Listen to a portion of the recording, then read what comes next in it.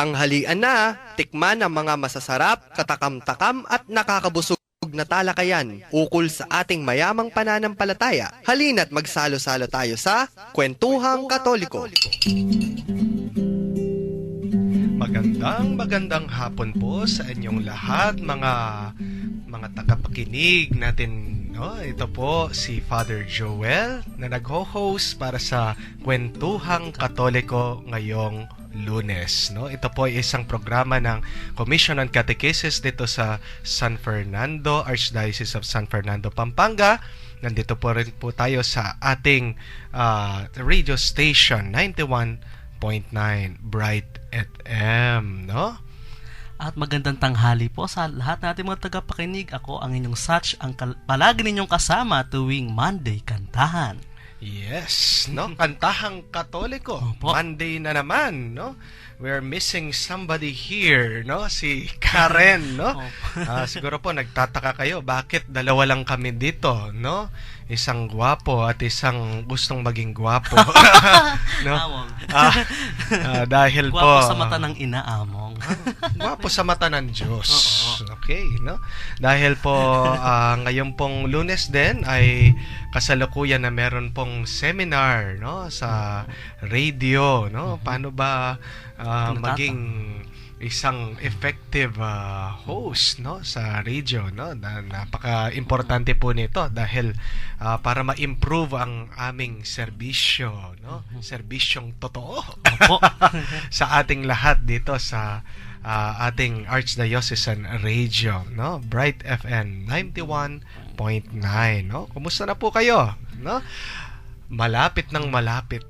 Opo, malapit na, Amo. At kahapon, Ano mang malapit na? malapit nang ang bagong yugto ng ating taong liturhiko sa ating Santa Iglesia. Bagong yugto, parang graduation lang yun, no?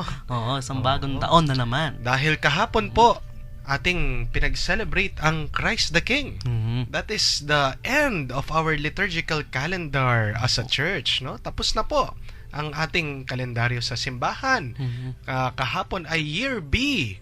At pagkatapos po ng week na ito, Year C na tayo. Opo. Siyempre, pagkatapos ng B, C, hindi naman pwede mag-D, no? Di ba? No? At alam naman po natin na ang unang season o okasyon ng bagong kalendaryo ng ating simbahan ay ang tinatawag nilang Adviento, no? So, ito po ang ating preparation for that celebration of Advent. Ngayon pong ating kwentuhang Katoliko. Ano bang mga napakagandang pwedeng ikanta, no? Sa panahon ng Adviento, no?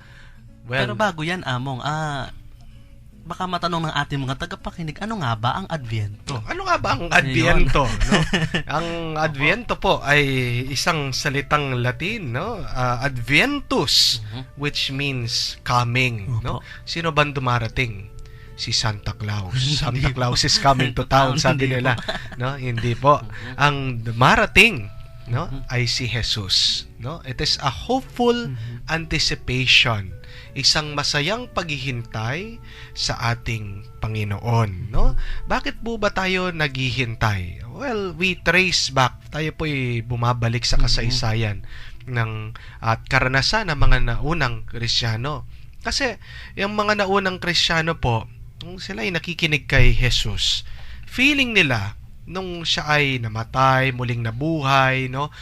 Feeling nila, nararamdaman nila na ang pagbalik na tinutukoy ni Jesus, the second coming, was very near, no? Napakalapit. Ang tawag nila, the imminent return. Opo. Imminent, ibig sabihin yung napakalapit, no? Hindi na magtatagal. Kaya nga po, itong mga naunang Kristiyano, wala po silang naiisip, they didn't have any need, no, na gumawa ng simbahan talaga, no, permanent structure. Hindi naman sila naisip na gumawa tayo ng organization, no, gumawa tayo ng mga posisyon, gumawa tayo ng mga talagang nakasulat na mga rules, guidelines, no. Wala po, dahil alam nila hindi matatapos ang buhay nila ay darating si Jesus. Ganon din po yung feeling ni San Pablo, no? Kaya nga, meron pong San Pablo, na kung babasahin nyo yung mga sulat niya, na iniisip niya, sinasabi niya, no, ito yung aral niya sa mga naunang Kristiyano, na malapit na, no, ang pagdating ni Jesus, no? Stay awake, no? Be sober, no? Huwag kayong magpakalasing, sabi niya, no? Kayo ay nandyan, no? Huwag kayong magpakalunod, no, sa alak, no, sa kasalanan, dahil malapit na malapit ang pagdating ni Jesus. Di ba may sinabi ang ating Panginoong Jesus, Among, no?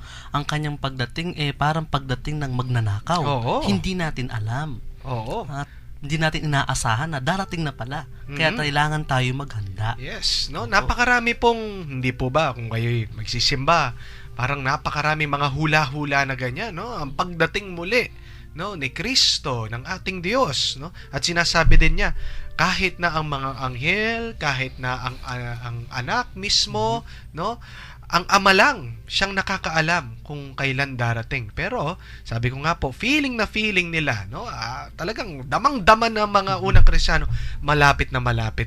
Pero mga ilang taon ang lumipas, napapansin ni San Pablo, bakit napakatagal ang pagdating ng Panginoon, no? Parang naiinip na sila, no? And kaya nga nabanggit din, nasabi din ni San Pablo, sabi niya, siguro hindi sa lifetime ko darating ang Panginoon, sabi niya, no? But again, be prepared, no? Maghanda kayo for the coming. So, ito pa rin po yung ating binabalikan, no? Ang diwa ng Adbyento, the second coming, no? Hindi po ito pag-anticipate o isang excitement na darating na Pasko, no? Ito po'y paghihintay nun sa muling pagdating ng Panginoon. Hindi ba nga, Among, pag yung inihintay natin sa Advyento, hindi na yung pagsilang kasi isinilang na siya. Oo, no? Nakakala po kasi na ating yung iba nating mga tagapakinig na baka ito yung Advyento na inaalala natin na sisilang muli ang Panginoon. Ano yan? Born again? Sinilang ulit? No?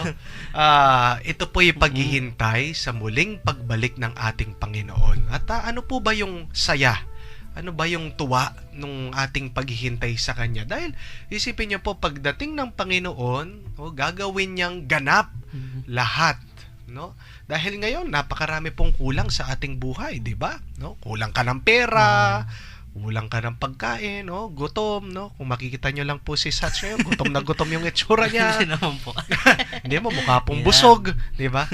Napakaraming kulang, no, sa ating buhay ngayon, no? Kulang ng hustisya, kulang ng kapayapaan, kulang ng tiwala sa Diyos, no?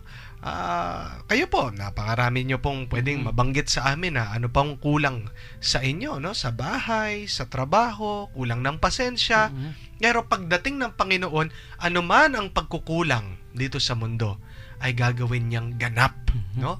Gagawin niyang buo dahil, no, ito ay ang muling pagdating ng ating Panginoon Diyos, no? Ang grasya niya ay nakakapagpuno sa ating lahat. So, yun po yung ating joyful anticipation, ang masayang paghihintay, no? Sino bang hindi ba sawa, no? Sawang-sawa na nga tayo na ngayong malapit ng eleksyon, napakaraming tao sawa na. Gusto kailangan nilang palitan na, gano'n. Oo, palitan na, no? Ito yung tuwa at saya na hinihintay ng lahat ng mga taong nagtitiwala sa Panginoon. So, ano po bang karapat-dapat o ano bang nababagay na mga kanta na pwede nating kantahin, no, sa panahon ng Advyento? So, ito po ang ating i-discuss ngayon, itong ating pagkwekwentuhan. Ito din po ang ating pagkakantahan, no? Pwede rin po kayong makisali sa ating kwentuhan. Pwede po kayong mag-suggest o pwedeng mag-request, no, ng mga pwedeng ikanta during the time of Advent. Kailan po ay mag-text sa mga sumusunod na mga numbers. Sa ating pong mga smart subscribers, 0918-351-8282. Ulitin ko po, 0918-351-8282. Sa ating mga Globe subscribers naman po, 0917-363-3738. 0917-363-3738. At sa ating mga subscribers naman, 0923-231-4124. 0923-231-4124. Mag-text po kayo at pakipagkantahan dito. Okay, no? Alam niyo po, para sa akin, napakahalaga ng panahon ng Adbyento. Pero madalas din, no? Napakarami mga tao that they do not pay any attention to it. Hindi nila masyadong binibigyan ng pansin. Bakit po? Dahil ang pansin nila ay nasa Pasko na. 'Di ba? Agad no iniisip yung Christmas bonus, yung 13th month pay, 'di ba? Kaya nakakalimutan po yung panahon ng Adbyento. Lalo na sa ating mga Pilipino, 'di ba? Ber pa lang nagpapatugtog na ng mga Christmas song, may nagsasabit na ng mga Christmas decor, wala pa naman. Nagmisa ako sa Makabali, no, sa hospital. Agad may garland na, meron mga Christmas ball, no, meron ng kumukuti-kutitap na mga Christmas light, no. Kawawa naman ang Adbyento, no? Ano ba yung espiritu ng Adbyento? Ito yung nakakalimutan natin. Do hindi po natin mapaghihiwalay ang Adbyento sa Pasko, no? Ito ay parang buy one take one, no? Pero meron pong specific na diwa, espiritu, no? Merong kang nararamdaman, no? Pag ang panahon ng Adbyento. At ano po yung diwa na yon? Yun yung diwa ng pananabik, no? Dapat merong sense of excitement, no? Paggagad Pasko, wala nang excitement di ba? Kasi naubos na nung bare months. Oo, yung nanay ko, no, October pa lang, September pa lang, nandun na yung Christmas tree sa bahay.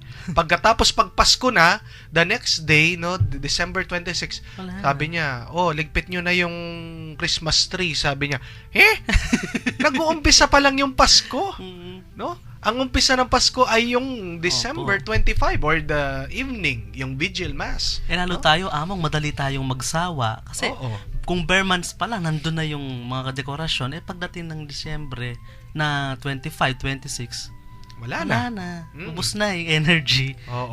Meron din nag-text sa akin yung isang pinagmimisahan ko na simbahan, chapel. Sabi nilang ganyan, no? Among, pwede po bang kahit Advent pa lang, ikabit na namin yung Belen, sabi niya, no? Tapos sabi ko, sige, no, itayo nyo na yung kubo, wag nyo muna lalagyan ng tao, sabi ko gano'n. Kasi mahirap itayo yung kubo, no? Matagal, pero wala pa tayo doon.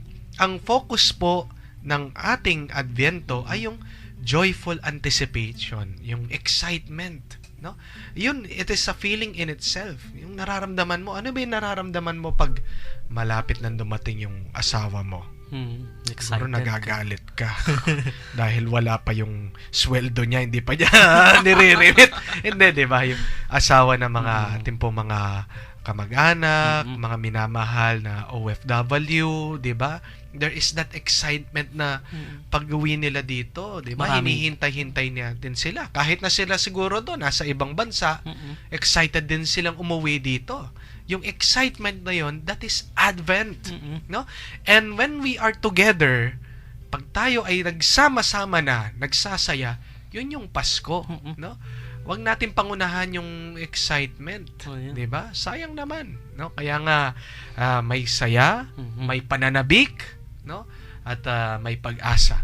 Ito yung mga diwa na dapat nakapaloob po sa ating mga kanta sa Adbyento. Kaya nga napakaganda na ang entrance natin, no? Anong entrance song natin na nagka-capture dito sa diwa ng pananabik at paghihintay, no, ng pagdating ng Panginoon. Ano bang ang ating first song, Satch? Ito yung Kapampangan song na Panayan Taya Inginu. Okay. Na ginawa ni Among Chris Kadyang. Okay, so pakinggan po natin ang Panayan Taya Inginu.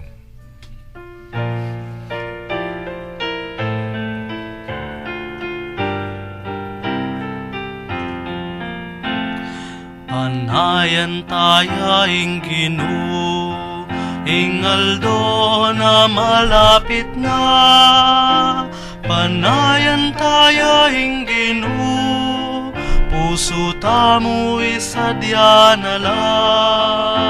Panayan tayong Ginoo, puso tamo ibuklat nala.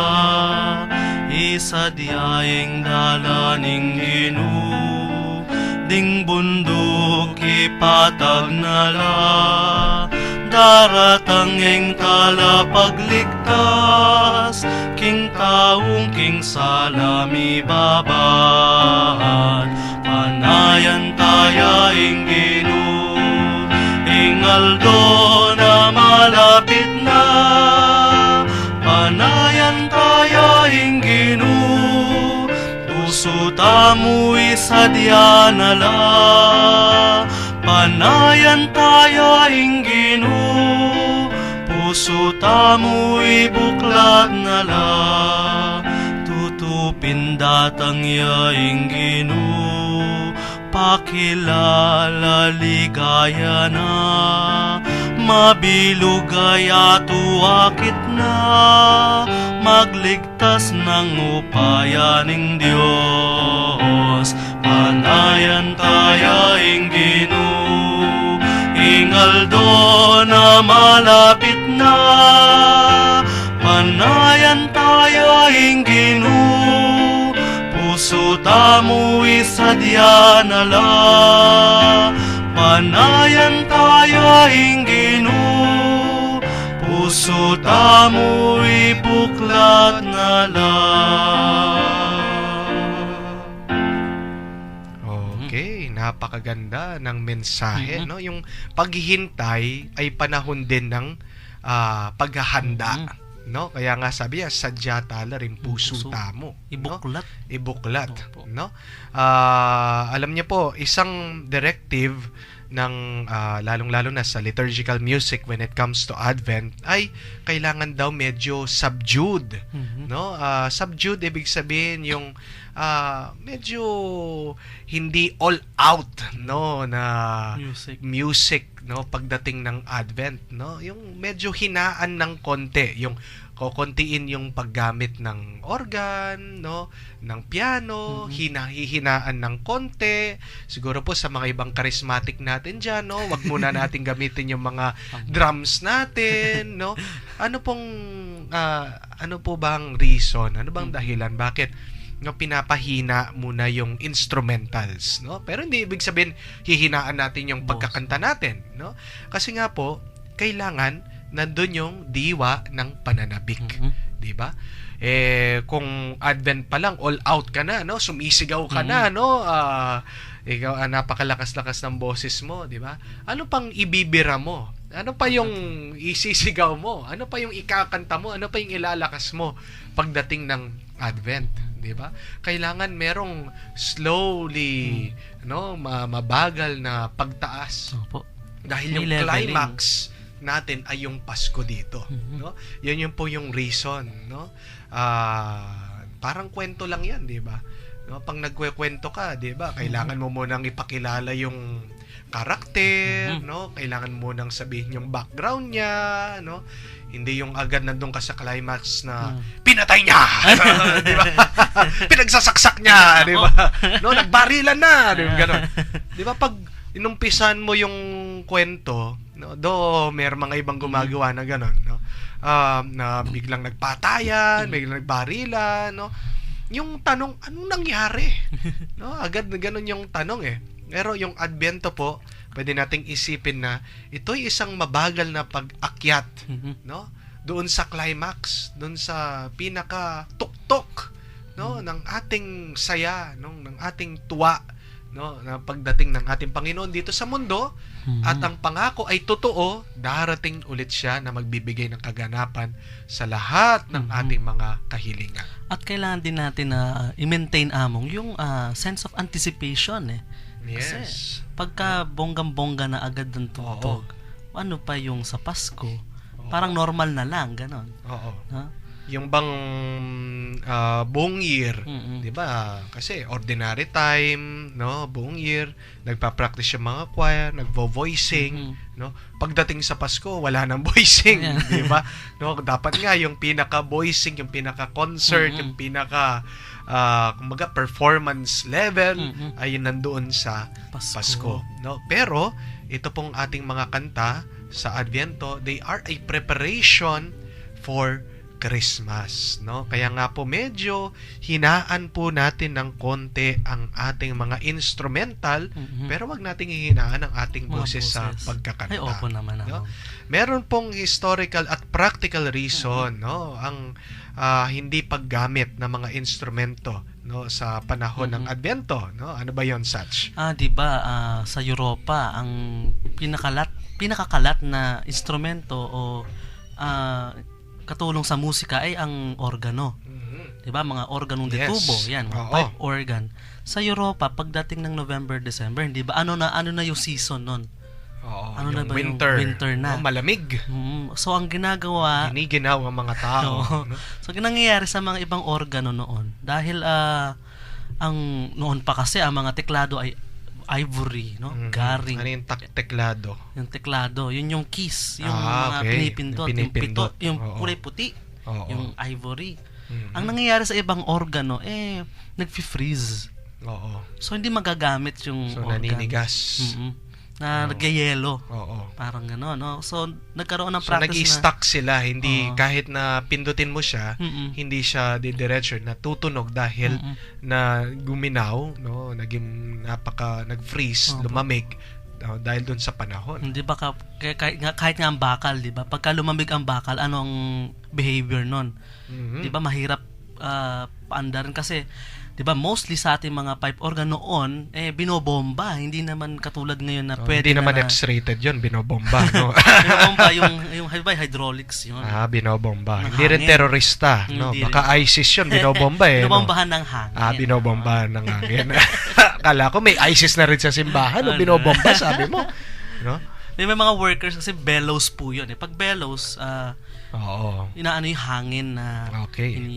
taas-baba ho yun. Pagka yun malamig, hindi yung makakapag-function ng maigi. So, yun yung nagpro-produce ng hangin, no? Hinihipan, no, para pumunta dun sa mga pipe, no, sa mga tubo, para pag pinush mo yung mga keys, no, tutunog. Doon Lalabas lalabas yung hangin. yung musiga. Opo, pagka naka-freeze, nagyayelo ang iyong keyboard, ang iyong manuals, tawag nila doon, Oo. hindi ka makakatugtog. Oo. Mahirap. So, nagkaroon ng practice na binabawasan yung usage ng mga organo. Kahit sa Lent. Oo. Pag Lent, So, Advent and Lent, so hindi mo na masyadong ginagamit yung mga organo para linisin, no? Maintenance. Para i-maintain, Opo. no? Ayusin. Kasi kung nga naman, 'di ba, 24 hours and even 7 days a week, no? Gagamit Magkakaroon po. ng breakdown, masisira, no? Kahit po dito sa katedral, alam nyo, no, hirap na hirap yung sound system namin pag linggo So isipin niyo po, from 5 o'clock ng umaga, matatapos yung mga misa namin, ng 12 o'clock, may binyag pa kami, so 1 o'clock na yon. Doon pa lang po magpapahinga yung sound system, no? Init na, kaya nga, napakaswerte ng sound system po namin, meron siyang personal na electric fan, no? Buti pa siya may electric fan, no? Pero yung mga tao, meron naman giant electric fan, no? So, hihinto po yung paggamit ng 1 o'clock. Pagkatapos, papasok na naman, 3:30, meron na naman misa, bubuksan na naman. Hanggang 9 o'clock na po yun. So, imaginean nyo po na yung every Sunday, iba pa yung weekdays na paggamit ng sound system. Kahit nga po yung namin, no, LCD projector. Ngayon po wala kaming LCD projector sa katedral dahil biglang pumotok, no? Yung lifespan niya, wala, tapos na po dahil hanggang Wear doon and lang, tear. no, yung kanyang buhay. Pero tingnan niyo po, ang gamit ay may hangganan, no? So that is the practical application, no, sa mga musical instrument. Kaya nga during Advent and Lent, no, sa Europa ay pinapasubdued nila. Yan po yung practical. But the more spiritual reason for it is para ma-build up, no? Para mabuo yung excitement sa atin, no? At makikita mo yung difference, no? Yung pagkakaiba, no? At mararamdaman ng mga tao 'yon, no? Pwede nila tanungin na, ay, bakit walang instrumental, no? Sanay na sanay ako sa instrumental. Nandun po sa catechesis, no? Nandun po sa pagtuturo ng pare, no? Maganda rin po sana mabanggit ng mga pare ito, no? Kung gagawin sa mga parokya, kung bakit hinihinaan ng konti yung mga instrumento. Okay? No? Para po sa ating next song, no? Pwede rin kantahin during Advent time, no? Ito po ay entitled na Migising, Migising. Okay, no, saan ba pwedeng kantahin ito? Migising, Migising. Pwede rin po ito sa entrance or recessional. Apo. Okay. Ito ay gawa rin po ni Among Chris Kadyang. Pakinggan po natin ang kantang Migising, Migising ni Among Crispin Kadyang.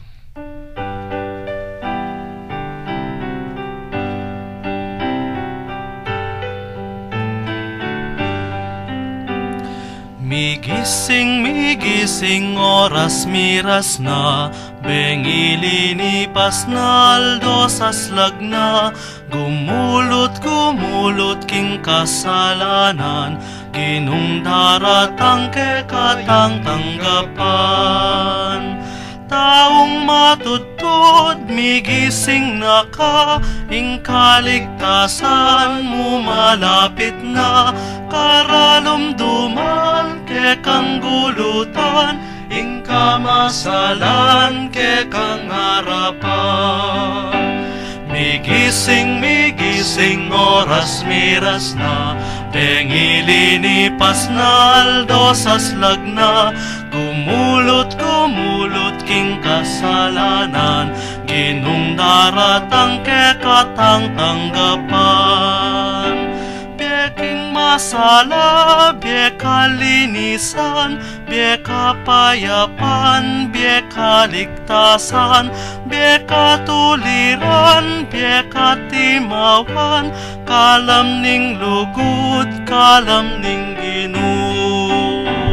Migising, migising, oras miras na, bengilinipas na, aldosas lag na, gumulot, gumulot king kasalanan, ginung daratang kekatang tanggapan.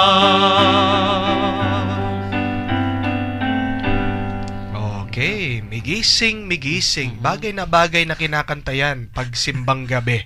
No, lalong-lalo yung umaga, no, para magising yung mga tao, no. Pero nakakatuwa kasi minsan kinakanta yan yung paggabi. Pero yung meaning naman talaga niya is stay awake, no?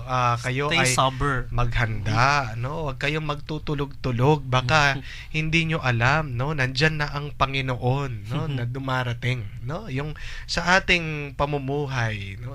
Yung interior lives natin, yung ating mga espiritu, ano ang ginagawa natin, no? Baka naman masyado na tayong complacent, no? Yung complacent, yung parang panatag na tayo, no? Yun yung ibig din sabihin ng kasalanan, di ba? Kasalanan ay yung complacency. Yung hindi ka na nagtatry, wala ka ng effort, no? Yung parang okay na 'yan, no? Ganun na 'yan, no? Yung nakasanayan na natin 'yan. Pabayaan mo na. Yung ganun yung agad na mentality. I think that is a sinful attitude, di ba? May nakikita kang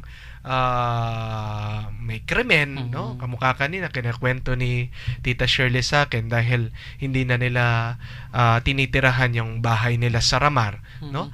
Nakikita na pala ng mga kapitbahay nilang hinahakot yung Jetmatic, no? Jetmatic, binubuhat nila ang bigat-bigat, tinitingnan lang daw, no? Hindi man pinapansin. That is complacency. Yung panatag na panatag, walang pakialam, no? Doon nag-uumpisa ang ating pagkalulong o pagkababad sa kasalanan. Kaya nga sabi nung awit mo, di ba? Taong matudtud, migising na ka. Yung kaligtasan mo, malapit na. No? Meron mga tao talagang di lang yung tulog, no? Dahil pagod sila, pero tulog yung konsensya, no? Tulog yung kanilang paniniwala sa Diyos. Tapos tulog din yung concern na sa iba, di ba, mo? No? Kaya nga napakaganda, no? makikita mo yung mga tao niyan eh. Actually, makikita mo naman yung kanilang katapatan. Dumarami na yan, no? Pag simbang gabi, yung first night, no? Yun yung talaga yung punong-puno, no? Sa bagay, Advent pa naman yun eh. No? Maganda siguro doon sa first night, no? Gisingin talaga yung mga tao, no? Gisingin yung kanilang konsensya, gisingin yung diwa nila, no? Lalo na sa preaching ng pare. No? Paka-emphasize itong puntong ito. 'Di ba may kwento among isang worship ito ng mga Protestante, no? Oo. So, isang high Protestant church ito na inaawit nila yung O Come, O Come, Emmanuel. Diba yung O Come, Emmanuel, and ransom captive Israel. So habang traditional yun eh. So habang nagsa-service sila, tumatakbo, humahangos yung parang sakristan nila sa pare. Tapos sabi niya, Among, Father, yung may eksena po sa sacristy. Ano yun? Dumating na po si Kristo. Andun na daw siya. Talaga? So, pinapatawag niya lahat ng mga Tapos, isa-isa, pinapatawag ni Kristo na dumating doon sa sacristy. Unang tinawag yung pastor. Sabi niya, Father, ikaw ba totoo dyan sa kinaawit niyo na gusto na akong dumating? Nakahanda ka na ba? Lahat tinanong, wala nakasagot. Kasi tayo, di ba, sinasabi natin, O come, O come. Ang tanong, gaano ba tayo kahanda? Yes. Kasi inaawit natin, O come. Pag dumating na, hindi ka nakahanda pa, no? Kaya mahalaga din na ikaw ba, handa ka na? Handa ka na? Striving to prepare. Sige, kukuha mo na akong kutsilyo doon, no? Para... Ibig sabihin, we mean what we sing. No? Kaya nga, 'di ba, sabi nila, singing is praying twice. So, ito yung ating pundasal. Pero do we really mean it? Talaga bang ito yung laman ng ating puso? O tayo lang ay nakikisabay-sabay lang, no? Tayo ay nakikisama-sama lang, no? Dahil ito ay tradisyon, no? Actually sa atin po mga kapangpangan, napakayaman, no? At least pasalamat po tayo kila Among Crispin, kila Among Greg, no? Next week po magiging guest ulit natin sila Among Melo, no? Sila Don Mauro dito, no? Meron din po sila mga kanta na pwedeng i-share, no? At gustong i-share sa atin, no? Pinagyayaman po natin ang ating musika sa simbahan. At ito pong mga kantang ito, maybe you would agree with me. Pag narinig na natin, ramdam na rin natin yung panahon ng Adviento. Nung ako na seminarista, pag narinig ko na yan, alam ko, no, Adviento na at malapit na yung Pasko, no? It is a time for preparation, no?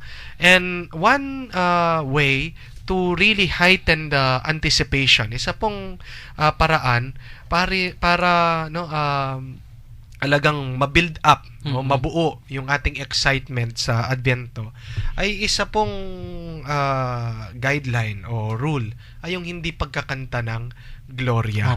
No? So, during the time of Advent, panahon ng Adviento, hindi po kinakanta ang Gloria.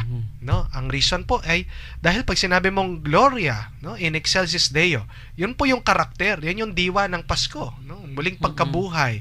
And even the Sundays, na mga linggo po natin, kahit na ordinary sila, tandaan po natin na mga ordinaryong linggo, they are extensions of Easter Sunday, of the Easter season, no? Ito po ay no, parang dahil gusto natin na talagang i-celebrate ang Easter season, no? So pinapahaba po natin yung celebration na yon sa pamamagitan ng pagse-celebrate din nito during the Sundays. During the time of Advent, hinaalis natin, hindi muna natin kinakanta para meron tayong isang pananabik, no? Excitement sa darating na Pasko. No? Pakitandaan po, hindi natin kinakanta ang Gloria, ang ligaya sa Diyos, no? Ang papuri sa Diyos, ligaya king Diyos, no? Ligayang king Diyos during the time of Advent. Di ba nga Among yung line na yon, Gloria in excelsis Deo, o yung papuri sa Diyos sa kaitaasan, yung awit ng mga anghel nung isinilang ang Jesus sa sapsaban. Yes. Iba naman yung karakter, yung diwa ng hindi pagkakanta ng Gloria during the time of Lent ng Kwaresma. Dahil po sa panahon ng Kwaresma, no, ang music din ay subdued, no, hinihinaan din. It is for the purpose of repentance, of contrition, no, pagme-meditate, no, pagmumuni, no, sa ating mga nagawang kasalanan, di ba? During the time, dahil wala muna po tayong dapat panahon para sa pagsasaya, dahil binabalikan natin ang ating mga pagkukulang at humihingi tayo ng tawad sa Panginoon. Pero dito po sa Advent, no, hindi natin kinakanta ang Gloria dahil meron tayong pananabik, no, paghihintay sa darating na okasyon ng Pasko. Parang yung pag kumakain ka ng manok, di ba? No, yung chicken joy. Di ba inaalis mo na yung balat, no? Inaalis mo yung balat, buhulin mo yung balat, kakainin mo muna yung laman. Dahil yung pinakamasarap ay yung balat. Di ba? Parang ganun po yan eh. Di ba, no? Di ba mataas sa cholesterol yun, Among? Bahala ka na nun. No? Good luck na lang sa iyo. No? Pero, yan po yung punto. Kung agad mong kakainin yung balat, wala nang excitement. No? Hindi ka na ganun kasaya. No? Kung agad mong kakantayin yung Gloria, ano pang hinihintay mo? Wala ka nang hihintayin. So, kasama po doon sa pagbubuo ng ating pananabik ay yung hindi pagkakanta ng Gloria, no? And another focus, no, ng ng Advento ay yung mga karakter, no, ng Advento. Lalong-lalo na si San Juan Bautista. Dahil si San Juan, siya po yung nag-prepare, no, ng daan, no? Yan po yung message ni San Juan, hindi po ba? No, itulid yung dalan, no? Make the way straight for the Lord, no? Ayan po yung ulit-ulit na kanyang sinisigaw kahit na nasa desyerto siya, no? Maganda po na ating bigyan ng pansin din 'yon, no? At ang simple lang na sa kanya is tayo ay makinig, no? Makinig. So, pwede po nating kantahin, no, during the time of Advent din is yung makiramdam ka, no? So, isa din pong focus kasi ito yung pakikinig kay San Juan Bautista, no? Kung paano natin pantayin ang ating mga baku-bakong puso, baku-bakong konsensya para pagdating ng Panginoon, no, sa ating buhay o pag maging mas epektibo ang takbo ng grasya, no, sa ating buhay. So pakinggan po natin ang kantang Makiramdam Ka. Among Chris Kadyang din po ito, Among, no? Okay.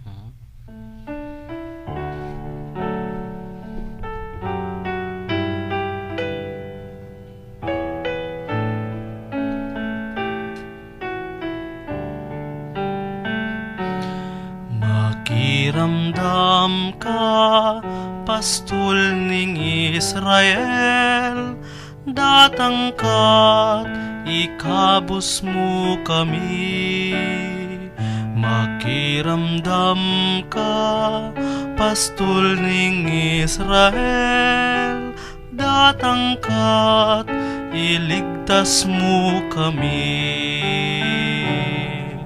Ginulawan meng tanamang, ubas ke kang tenam, at layon pe palabong. Malalan at milalakon, na biyeumen nakadliligan met, ibalik ing biyena. Makiramdam ka, pastol ning Israel, datang ka't ikabus mo kami. Makiramdam ka, pastol ning Israel, datang ka't iligtas mo kami. Bakit lesak meng bakod na ning gabon, pitam na nanubas, balang daralan nagtalande, bunga babing dikut lulubande, at pandamusakan. Makiramdam ka, pastol ning Israel, datang ka't ikabus mo kami. Makiramdam ka, pastol ning Israel, datang ka't ikigtas mo kami. Hanggang kapilan ke kang mua, hanggang kapilan ke manaya. Kalungkutan yang ke kang pamangan, ing luang dakal ding matami, yang ke kang inuman. Makiramdam ka, pastol ning Israel, datang ka't ikabus mo kami. Makiramdam ka, pastol ning Israel, datang ka't iligtas mo kami.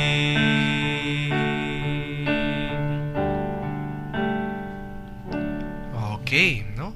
Yung pong kantang yon is loosely based at maririnig din po natin sa ating mga readings, pero ito po ay nanggaling sa Psalm 80, no? Listen, O Shepherd of Israel, sabi niya, no? At nandun pa rin po yung pananabik na pagdating ng Panginoon, no? Para po sa mga Hudyo, ang pagdating ng Panginoon ay makikita, no? Maaninag, mararanasan ng mga tao. Nandiyan yung mga pilay daw, no, makakalakad, yung mga bulag ay makakakita, no? 'Di ba? May ganun na kanta yung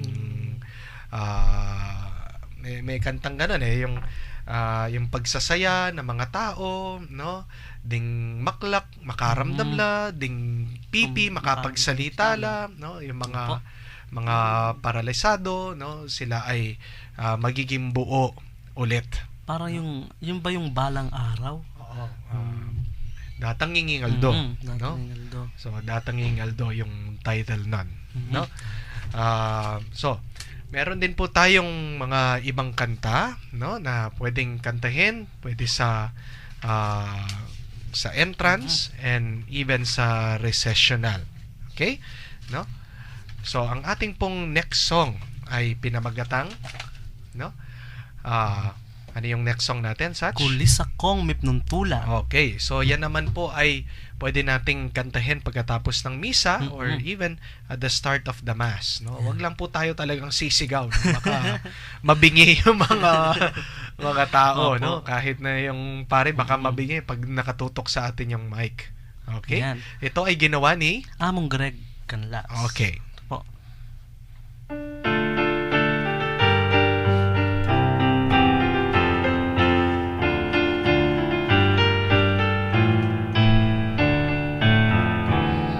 Kulis akong mipnuntula, kulis kayong masaya, en ako malungkot uling datang yaing Ginoo. Kulis akong mipnuntula, kulis kayong masaya, en ako malungkot uling datang yaing Ginoo. Pasisadya kayo, daratang yang magdalang tula. Kulis akong mipnuntula, kulis kayong masaya, en ako malungkot uling datang yaing Ginoo. Kulis akong mipnuntula, kulis kayong masaya, en ako malungkot uling datang yaing Ginoo. Dalit kong masaya sa lubungan yaking mipnuntula. Kulis akong mipnuntula, kulis Kulisa kayo masaya, ako malungkot tuling dakang yaing Ginoo. Kulisa kong nagnuntula, kulisa kayong masaya, ako malungkot tuling dakang yaing Ginoo. Dakang yaing Ginoo. Okay, magandang panggising yun, no? Lalong-lalo na pag 5 o'clock yung misa mo. At maganda rin, no, in connection dun sa paghihina po ng ating mga instrumental, kung marunong pong mag-acapella, yung singing, yung ating mga choir, pwede po nilang kantahin ito, no? With harmony po. With harmony, 'di ba? No, nandun pa rin yung elemento, nandun si San Juan Bautista, 'di ba? Si San Juan Bautista dahil ang kanyang message ay maghanda kayo, Prepare the way of the Prepare Lord. the way of the Lord. No, ay incorporate ni Among Greg yun, no, doon sa kanta. No? And even isa pong center figure ng ating pong mga readings, no, para sa Advent ay ang ating mahal na ina, no? Lalong-lalo na pag simbang gabi, no? Huwag po tayo magkakamali dahil ang simbang gabi ay panahon pa rin po ng Adbyento, no? Yung mga iba agad nagkakanta na ng Christmas song. Kamukha nung, di ko alam kung nakwento ko na ito, nung, di ba, magbago daw magsimbang gabi yung pare, nilapitan siya ng mga choir. Tinatanong nila, Father, di ba, malapit na po yung Pasko, no? Simbang gabi na. Oo naman, pwede po ba kaming magkanta ng Christmas song? Oo, sige, sabi naman ng pare, no? Noon daw biglang mag-entrance sa yung pare, biglang narinig niya yung mga choir. Sabi niya, Rudolph the red-nosed reindeer had a very shiny nose. Biglang gano'n yung kanta nila. Di ba? That is not liturgical. Yes, it is a Christmas song dahil nandun si Rudolph. Pero hindi naman po lahat ng Christmas song ay liturgical. Pag sinabi natin liturgical, mong paalala natin, no? Ito ay angkop na awitin sa misa. Dahil ito ay ang tawag dito, ito may connection sa ginagawa sa altar, sa misa. Ano ba yung diwa? Yun yung liturgical. Diba? No? At nakakatulong dun sa pananalangin, no? Pagdarasal, yung liturgical song. No? Hindi po lahat ng Christmas song ay Advent song. Of course, Christmas song nga siya eh. Hindi po Advent song, no? Angkop na angkop kahit po, no, panahon ng simbang gabi ay magkanta pa rin po tayo ng Advent songs. Dahil hindi po ibig sabihin simbang gabi na, malapit ng Pasko, Pasko na, no? Ang Pasko po ay Pasko, no? December 25, no? Dito po sa atin natatapos ang Pasko sa kapiyastahan ng Santo Niño, no? Sa iba naman natatapos ang Pasko sa the Feast of the Three Kings, no? So, hanggang doon po ang Pasko. We can sing a lot of songs, Christmas songs during that time, but not during the time of Advent dahil ito po ay para sa Adviento. Di ba nga historically ang simbang gabi ay isang misa votiva sa mahal na Birheng Maria. Yes, no? Kaya nga mas maganda na meron tayong kanta na pangbirhen. So, meron ba? Meron po, among. Okay. Ito ay isang awitin na kilalang kilala ng ating mga tagapakinig at kilalang kilala din ng mga nagsisimba tuwing simbang gabi. Ang title po nito ay Lawan Yu ing Virgen Daralane. Okay. Ito po ay gawa rin ni Among Greg Canlas. Okay, pakinggan po natin ang kanta.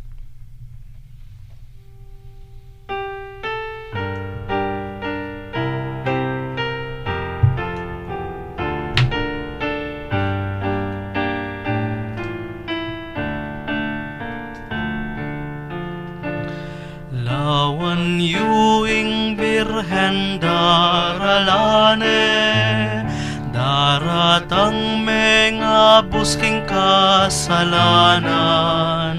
Propeta kulisak na isa diadalanan na itulit ing dalan ginudaratang ya. Propeta kulisak na isa diadalanan na itulit ing dalan ginudaratang ya. awan yebes ala kapanayan, ing pangako ning benging banal. Kaya puso manalangin lahat samba, maraguling kamalan at ing lugod na. Kaya puso manalangin lahat samba, maraguling kamalan at ing lugod na. Suli ng Heset, anak ng David, masalang talaning kekengabak, para timusang pamasalan o sala, ing karalumduman akekeng kabilyan, para timusang pamasalan o sala, ing karalumduman akekang kabilyan. Okay, napakaganda po na kanta, no? Bagay na bagay, no, dito po sa okasyon ng Adbyento, dahil ang mahal na ina ay panay na nandyan, no? Nasa kwento, no? Kasi hindi naman magiging kompleto ang kwento, 'di ba, ng ating kaligtasan kung wala ang mahal na ina, no? At note lang po, no, malapit na rin ang Immaculate Conception, no? December 8 na po So yun. December 8 na, doon po, dahil Immaculate Conception, no, isa pong kapestahan, no, ng ating simbahan, no, pinapayagan na tayo po ay mag-gloria, no, magkanta ng gloria. Diba, nabanggit po natin na panahon ng Adbyento ay walang nagkakanta ng ligaya, gloria, no, papuri sa Diyos. But during this time, no, the church makes an exemption to the rule, no. Kaya doon po sa panahon na 'yon, take note po natin na kailangan natin sabihin, kung hindi man kantahin ang gloria, papuri sa Diyos, sa ligaya sa Diyos. Okay? Yun po. At ang December 8, di ba, among ito ay isang obligatoryo. Oo. So, responsibilidad po natin na magsimba, no, doon sa araw na iyon, no, December 8, no. It is our responsibility as a Catholic, no. Napakarami pong simbahan, napakarami pong mga panahon para sa misa, no. May dalawa pa nga nagpepesta noon, yung Guagua at saka yung sa Balibago, no, Immaculate Conception Parish. So, pwede po tayong pagkatapos nating magtrabaho, tayo po ay magsimba, no, bilang ating obligasyon, no. Well, kung merong obligasyon, meron din naman privilege, di ba? Hindi lang naman puro responsibilidad. Meron din naman gantimpala, no? So, kasama po nung ating responsibilidad, makakatanggap din tayo ng biyaya, no, galing sa Panginoon, no? Napakabilis po ng oras, no? Parang hindi sapat ang isang oras, no, sa pagkukwentuhan at pagkakantahan, no? Laging bitin tayo, Oo, kaya laging bitin. Pero wag po kayong mag-alala, no? Dahil dito po sa mga ilang linggo na ating kwentuhan, i-feature po natin na mas mahaba ang panahon ng Adbyento, no? Para mabigyan naman ng pansin at hindi natin makalimutan ang napakahalagang okasyon na ito, no? Kaya nga, bago po tayo magtapos, no, binabati pa rin natin ang ating mga masugid na tagapakinig, no? Yung mga tagapakinig po natin sa Minalin, no? Na meron po nakabanggit sa akin na hindi daw natin sila binabati, no? Kumusta po kayo dyan, no? Maraming salamat po sa pakikinig at sa inyong suporta.